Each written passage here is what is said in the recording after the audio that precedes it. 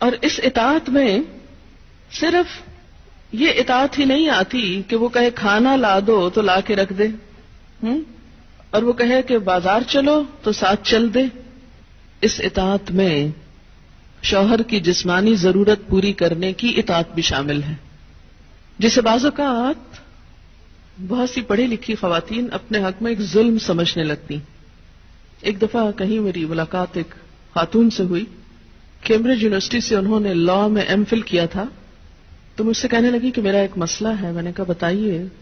کہنے لگی کہ میرا شوہر مجھے ریپ کرتا ہے میری مرضی کے بغیر. میں نے کہا قانون پڑھ کے قانونی ٹرمز ہی گھر میں بھی استعمال ہوں گی. شوہر اور ریپ، میرا تو سر چکرا گیا.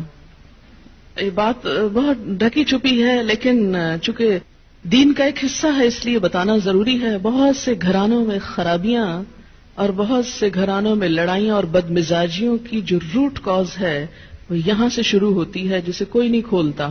نہ کوئی ماں بتاتی ہے، نہ کوئی استاد بتاتا ہے، نہ کوئی اور اچھا مشورہ دیتا ہے کہ اس معاملے میں اللہ نے شوہر کو حق دیا ہے اور عورت پر لازم کیا ہے کہ وہ شوہر کی اطاعت کرے. لیکن جب عورت کا ایک موڈ ہی صرف ریزسٹ کرنے کا بن جائے اور شوہر کو صرف یہ انڈرسٹینڈنگ ہو کہ اس نے تو میری بات ماننی ہی نہیں، تو یہ چیز بہت سی تلخیوں کو جنم دیتی ہے.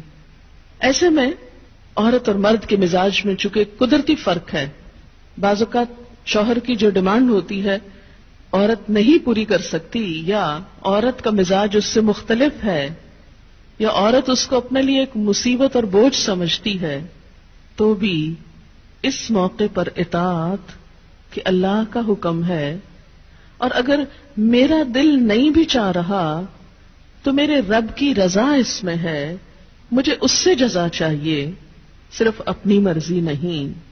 آپ دیکھیں کہ جب سے عورت نے اپنے اوپر گھر اور باہر کی دوہری ذمہ داری لی تو اس میں عورت کے لیے اس مقام پر اطاعت شوہر زیادہ مشکل ہو گئی، کیونکہ وہ دن بھر باہر کے کاموں سے اتنی تھکی ہوئی ہے کہ اب وہ اس قابل نہیں کہ شوہر کی بات مان سکے.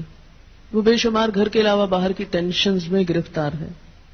لہذا ایک طرف اپنا گھر خراب کر رہی ہے، چاہے ایک شوہر کو اگر روز نہ ہی سننی پڑے تو اس کی توجہ لازماً باہر جائے گی، وہ کہیں اور دیکھے گا، ذمہ دار کون ہوگا. اور دوسری طرف اللہ تعالیٰ کی ناراضگی بھی، اللہ کی رضا شوہر کی رضا میں ہے اور اللہ کی ناراضگی شوہر کی ناراضگی میں ہے. ہاں یہ الگ بات ہے کہ اگر شوہر ناروا زیادتی کرتا ہے اور بالکل بے رحم ہے یا ایسا کوئی مطالبہ کرتا ہے کہ جو ناجائز میں آتا ہے، وہ تو نہیں پورا کرنا. جیسے آپ کو بتایا گیا کہ فطری طریقے کے علاوہ کوئی بھی ایسا طریقہ خواہ وہ شوہر اور بیوی کے درمیان ہی کیوں نہ ہو اسے حرام قرار دیا گیا، چاہے وہ عمل قوم لوط سے ملتا ہو یا اورل سیکس ہو، یہ تو ناجائز ہے ہی، لیکن فطرت کے دائرے میں. اور اس میں بنیادی چیز جو باہم کاؤنٹ کرتی ہے وہ باہم ایک دوسرے کے ساتھ کوآپریٹ کرنا ہے، ایک دوسرے کے مزاج کو سمجھنا ہے اور ایک دوسرے کے ساتھ تعاون ہے. لیکن آپ دیکھیں کہ ہمیشہ آئیڈیل صورتحال نہیں ہوا کرتی، ہر شخص اتنا کنسیڈریٹ نہیں ہوتا. لیکن اللہ تعالیٰ نے عورت کو جہاں شوہر کو باہر کی مشقت دی نا، کتنی مشقت ہوتی ہے گرمی میں، دھوپ میں. مثلا ہر شخص کا ایئر کنڈیشنڈ آفس تو نہیں ہے کہ وہ وہاں بیٹھ کے کام کر رہے ہیں. بہت سے مرد سڑکوں پہ سڑکیں بنا رہے ہیں دھوپ میں کھڑے ہو کر، کچھ کھیتوں میں کام کر رہے ہیں، کٹائیاں کر رہے ہیں فصلوں کی، کوئی اور مکان بنا رہے ہیں، دھوپ میں کام کر رہے ہیں. تو مرد اگر سارے دن کی باہر مشقت کرتا ہے تو وہ بھی ایک پینفل کام ہے، اور اس نے محنت کی اور بیوی کے لیے سارا آرام فراہم کیا، کھانا پینا باقی ضروریات. اب اگر بیوی کو اس کا مطالبہ پورا کرنے میں تھوڑی تکلیف ہو رہی ہے تو کیا ہوا کہ موڈ نہیں ہے، دل نہیں مان رہا، تو کیا ہوا، نہ صحیح. لیکن اس کے باوجود جو عورت یہ سمجھتی ہے کہ میں اپنے موڈ کے خلاف جا کر بھی اگر اپنے شوہر کو راضی کرتی ہوں تو یہ میرے رب کی رضا حاصل کرنے کا ایک ذریعہ ہے، تو آپ دیکھیں کہ یہ وہ چیز ہے جس کا صلہ آپ کو اللہ دنیا میں دے دے گا، کیونکہ آپ یہاں صرف شوہر کی نہیں اللہ کی بھی اطاعت کر رہی ہیں. کیونکہ ایک مسلمان عورت کو اس کے رب نے یہ حکم دیا ہے. اور اس میں وہ حدیث آپ نے سن رکھی ہوگی اور عورتوں کو سنانے میں بڑی مشکل پیش آتی ہے مجھے ہمیشہ، اور عورتیں ایک دم اوفینڈ ہونے لگتی ہیں.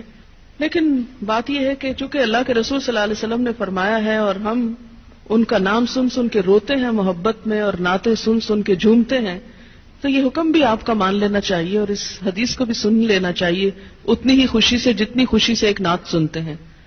نبی صلی اللہ علیہ وسلم نے فرمایا جب مرد اپنی بیوی کو اپنے بستر پر بلائے اور وہ نہ آئے تو صبح تک فرشتے اس پر لعنت کرتے ہیں. بخاری کی روایت ہے کتاب النکاح. ٹھیک ہے اس میں کہ اگر بیوی بیمار ہے یا اسے کوئی ایسی تکلیف ہے یا کوئی جینون ریزن ہے تو اس میں اللہ تعالیٰ اتنے بے رحم نہیں ہے کہ وہ دیکھ رہے ہیں کہ ایک عورت بخار میں پڑی ہے اور اس کا شوہر اس سے مطالبہ کر رہا ہے اور عورت نے نہیں مانا تو اس پہ لعنت بھجوانی شروع کر دی جائے. نہیں، یہاں ایک نارمل حالات کی بات ہے.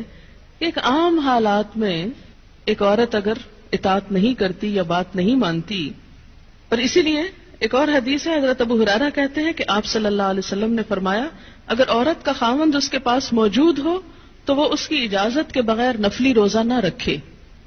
تو گویا شوہر کی اطاعت نمبر 1 عام روزمرہ زندگی کے کاموں میں کوآپریشن، اطاعت بمانا کوآپریشن ہے. طوعاً کا مطلب ہوتا ہے خوشی سے کام کرنا. نمبر 2 اس کی خاص ضرورت یا تقاضے کو پورا کرنے میں اطاعت. ہاں، کہاں اطاعت نہیں؟